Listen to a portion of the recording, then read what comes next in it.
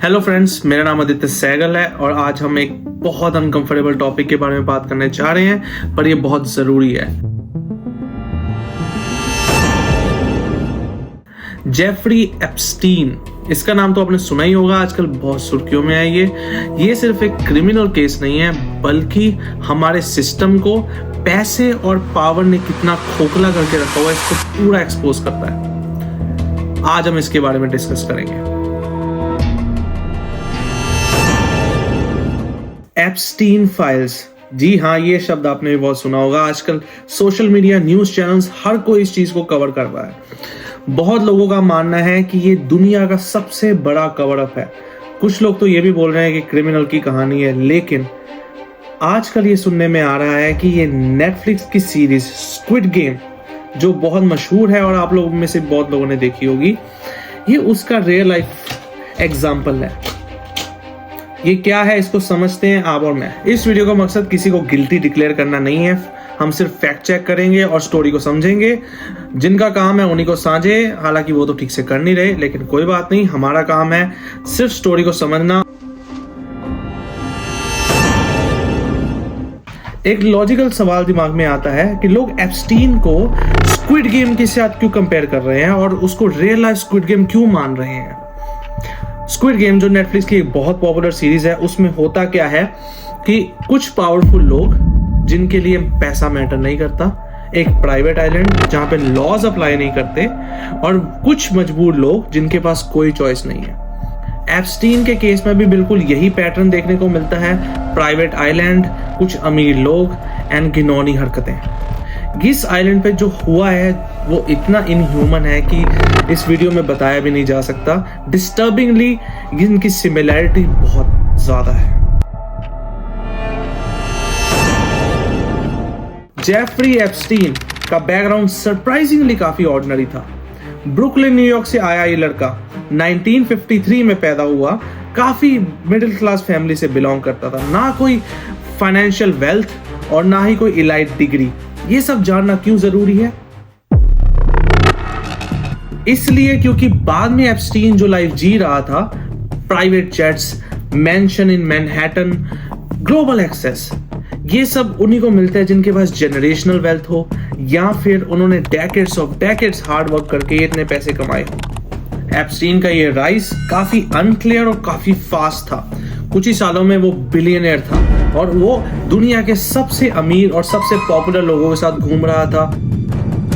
उनके साथ उनकी फोटोज वायरल हो रही थी। ऑफिशियली एप्स्टीन तो सिर्फ एक फाइनेंशियल एडवाइजर था, लेकिन पब्लिक रिकॉर्ड में कोई भी उसकी क्लियर डिटेल्ड क्लाइंट की लिस्ट अवेलेबल नहीं है। ये कोई स्पेकुलेशन नहीं है। बहुत सारे एक्सपर्ट, इन्वेस्टिगेटर्स एंड जर्नलिस्ट ने भी ये सेम गैप को पॉइंट आउट किया, क्योंकि जहां पावर होती है, पैसा होता है, वहां अगर सोर्स अनक्लियर हो तो सवाल तो उठेंगे ही, और बनते भी हैं ऐसे लोगों से सवाल पूछना।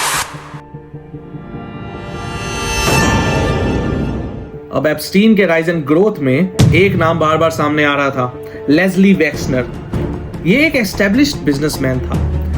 विक्टोरिया सीक्रेट, इसका नाम तो आपने सुना ही होगा। इसके जैसे ब्रांड्स को वो अपने कंट्रोल में रखता था। सोर्सेज एंड डॉक्यूमेंटेशंस की माने तो एप्स्टीन को उसने अपनी कंपनीज की पावर ऑफ अटर्नी दे रखी थी। पावर ऑफ अटर्नी का मतलब होता है अपने फाइनेंशियल डिसीजंस की लीगल अथॉरिटी किसी और को देना, और ये काफी रेयर फिनोमिनन है, स्पेशली तब जब आप जिसको पावर ऑफ अटर्नी ट्रांसफर कर रहे हो वो आपका फैमिली मेंबर भी नहीं है।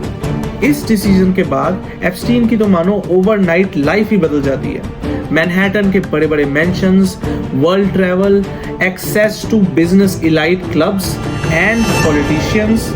अब हर जर्नलिस्ट भी यही सवाल पूछते हैं कि एप्स्टीन तो सिर्फ एक फाइनेंशियल एडवाइजर था, तो उसको इतना कुछ क्यों मिल रहा था। अब एप्स्टीन फाइल्स के आने के बाद हम सबको आइडिया लग चुका है कि उसको इतना कुछ क्यों मिल रहा था और वो उसके लिए क्या कर रहा था, जो कि काफी इनह्यूमन एंड काफी हॉरिफाइंग ट्रूथ है। अब हम उस जगह की बात करते हैं जहां ये हैवानियत भरे कारनामों को अंजाम दिया जाता था। Little Saint James island, Epstein का आइलैंड, जहां पे isolated location, high security and limited access. Court testimonies के मुताबिक यहाँ पे अंडर एज गर्ल्स को मसाज के बहाने लेके आया जाता था और जो उनके साथ होता था वो किसी इंसान का काम नहीं है। यहाँ मैं एक्सप्लिसिटली ये की डिटेल्स शेयर नहीं करना चाहूँगा क्योंकि विक्टिम्स की रिस्पेक्ट करनी बहुत ज़रूरी है, लेकिन एक बात तो क्लियर थी कि ये कोई रैंडम सेटअप नहीं था। आइसोलेटेड आइलैंड्स अक्सर क्राइम्स करने के लिए ही इस्तेमाल किए जाते हैं और यही हुआ एप्स्टीन के उस आइलैंड में, क्योंकि इन आइलैंड्स में ना कोई रूल्स होते हैं, ना कोई रेगुलेशंस, कोई लॉ वर्क नहीं कर रहा होता और किसी की नजर नहीं पड़ती। बट ये एक सिस्टमैटिक पैटर्न था, एक दो इंसिडेंट्स करने के लिए ये सेटअप को नहीं बिठाया गया। अब हम उस पॉइंट पे आ जाते हैं जहां पे सबसे ज्यादा कंफ्यूजन, डर और मिस इन्फॉर्मेशन पैदा होती है। बड़े बड़े नाम। जी हाँ, एप्स्टीन फाइल्स में बहुत बड़े बड़े लोगों के नाम मिले हैं, आप लोगों ने सुना ही होगा। Big people, big names exposed. लेकिन यहाँ पे सबसे ज्यादा कंफ्यूजन होती है क्योंकि कोर्ट डॉक्यूमेंट्स में नाम आना और कोर्ट में गिल्ट प्रूफ हो जाना, इन दोनों बातों में बहुत फर्क है। लेकिन एप्स्टीन फाइल्स में सिर्फ नाम आना आपको सोचने में मजबूर कर देता है कि फिक्शन में हुई चीजें क्या रियल लाइफ में भी हो सकती हैं। जब कोई डॉक्यूमेंट अनसील होता है तो उसमें ईमेल के रेफरेंसेस मिलते हैं, विटनेसेस के स्टेटमेंट्स मिलते हैं, कभी कभी तो हेयर से मिलता है। इसका मतलब ये नहीं जिसका नाम उसमें आ जाए वो ऑटोमेटिकली गिल्टी हो जाता है। अब इस कंफ्यूजन का फायदा दो तरह के लोग उठाते हैं, एक जो बिना प्रूफ के किसी को भी विलेन बना देते हैं और दो जो इस कंफ्यूजन का फायदा उठा के रियल सच को दबा देते हैं। और रियल सच बीच में ही होता है। एग्जाम्पल के तौर पे कुछ लोगों का नाम फ्लाइट लॉग्स में मेंशन हुआ है। फ्लाइट लॉग में नाम मेंशन होने का मतलब कि वो लोग फ्लाइट में बैठे थे, लेकिन इससे ये प्रूफ नहीं होता कि उस आइलैंड पे क्या हुआ था।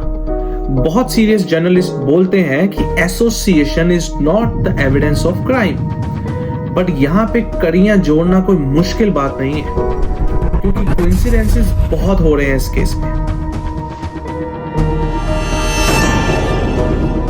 अब चलिए फैक्ट्स पर आते हैं। एक चीज जो कोर्ट ने प्रूफ कर दी है कि गिलेन मैक्सवेल, जो जेफरी एप्स्टीन की क्लोजेस्ट एसोसिएट थी, उसको human trafficking and abuse facilitation के लिए कोर्ट ने कन्विक्ट कर दिया है। अब ये क्यों जरूरी है?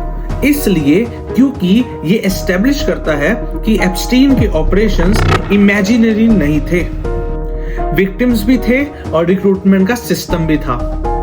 लेकिन इससे एक और बात क्लियर होती है कि एप्स्टीन इन ऑपरेशंस में अकेला नहीं था। लेकिन ये समझना भी बहुत जरूरी है कि मैक्सवेल का कन्विक्ट होना ये प्रूफ नहीं करता कि बाकी सब लोग भी गिल्टी थे। कोर्ट का काम है प्रूफ को देके जजमेंट देना, ना कि कोई राय बनाना। अब हम आते हैं उस चैप्टर पर जहां पब्लिक का सिस्टम से विश्वास उठना शुरू हो चुका था। 2008 का प्ली डील। एप्स्टीन पे तो चार्जेस थे वो बहुत सीरियस थे और एविडेंस भी था और विटनेसेस भी थे। फिर जेफरी एप्स्टीन को एक डील मिलती है जिसमें उसकी पनिशमेंट लिमिटेड कर दी जाती है। इतने बड़े क्राइम की सिर्फ 18 मंथ्स की सेंटेंस उसको मिलती है, जिसमें से सिर्फ वो 13 मंथ्स प्रिजन में बिताता है। और बाद में यूएस जस्टिस डिपार्टमेंट भी इस डील को क्रिटिसाइज करता है और मानता है कि विक्टिम्स को प्रॉपर इंफॉर्मेशन नहीं दी गई।